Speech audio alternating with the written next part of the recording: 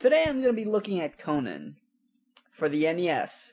It was released in 1991, and it's about a red-headed late-night host who fights demons.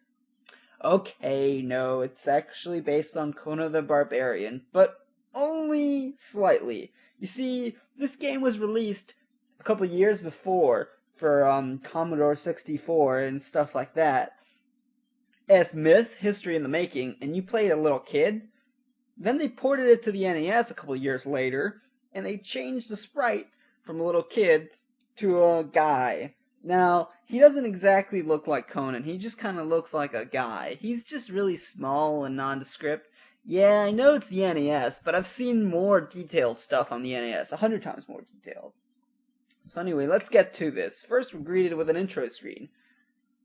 Okay, there's no sort of options or sound test or anything, you just kind of start. Okay, so A and B are punch and kick, which is okay, but that means you have to use another button to jump. Alright, fine, it's not optimal, but usually you can press up to jump. But you jump straight up, you can't actually jump forward. The way to jump forward is by pressing down. Let me repeat that. The way to jump forward is by pressing down. Who thought this was a good idea? This was the worst idea ever. Now, there's another problem.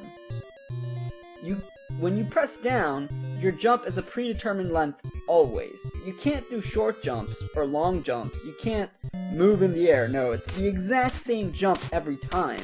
So you have to step the exact amount back to make the jump you want to make. If you want to make a short jump, well, you can't. You have to run backwards and make that long jump. There's another big problem, which is, if you so happen to hit something, you'll fall like a rock. This is especially bad. Well, okay, there's also these gaps in between rocks. So if you walk through them, you'll just die. And this is especially bad when you can't make short jumps to go through small gaps. You have to go backwards and make a long jump over a long gap. Anyway, if you hit something in the air, which you will do since you can't actually attack or move around once you've made the jump. No, you just have to accept your jump. And if you so happen to hit something, you just so happen to hit something. Now, when I first started playing this game, I figured, okay, how hard can this be? I'm just gonna move right. That's usually what you do in a platform game. So I moved right, and there's this lion shooting fireballs or whatever at me, and I can't jump over them, and I can't punch them, and I'm basically fucked. I die. Oh, here, let me do this small jump. Okay, let me try it again. I have to get through this gap. Let me get through this gap. Okay, now I can go back. What? Ah, that was an impossible jump? What was the point of having that platform there that could save you if it's only gonna lead to an impossible jump that's gonna kill you? Also, when you die, there's no game over screen. You just start back at the start screen and you just start playing. Anyway, what I figured out, and this is only through reading game facts, is you have to kill a bunch of these guys and try to pick up an item, mainly a sword and a fireball. Now, there's a problem with this. Now, to pick up things, usually you press down to crouch, or sometimes you use punch, but neither of those things work. What you have to do is hold down A, and then press down, which is overly complicated for trying to pick something up. Not only that, but sometimes you'll be trying to press down and A at the same time, and instead, what you'll do is you'll jump, and oh, how about that sound effect? You know, a sword hitting bone sounds like a frickin' bell for some reason. Anyway, you're supposed to cut this guy down with the sword. Then you're supposed to use your fireball to kill this little demon guy that now appears since you cut that guy down. Here's another thing. To switch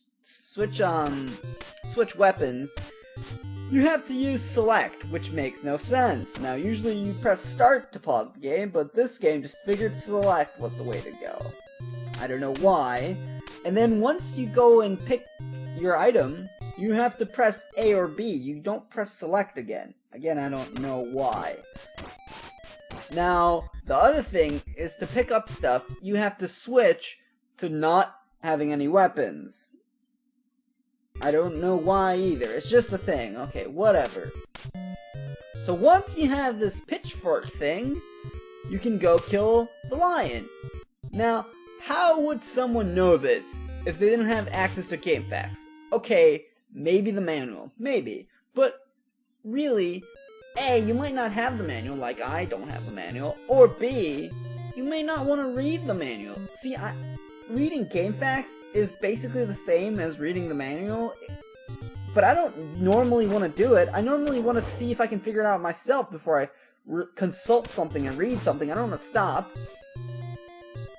and look at some other thing and read it and then come back to play. That's not the way I want to play. Why don't they give some sort of hint or tell you, you know, kill this guy using this? Anyway, once you die, you go back all the way to the start. And here I'm thinking, oh no, I'm not gonna repeat all that stupid process just to kill that stupid lion with my stupid pitchfork. So it better not be there, and of course it's there. At this point, I just want to die, and I kill myself. Anyway, that's Conan. It sucks!